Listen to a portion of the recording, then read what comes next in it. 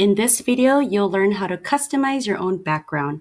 When you open up Google Slides, you'll find this window that pops up with themes, and there's actually a library full of backgrounds to choose from. But if you want something a little bit more specific, you can select this button over here that says background.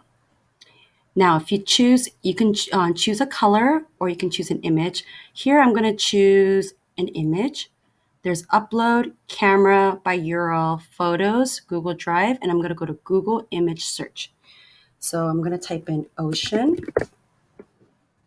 and I want to select this as my background. So I'm going to select insert, select done, and now this ocean is my background.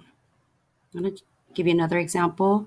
Background, choose image, and this time I want to do mountain.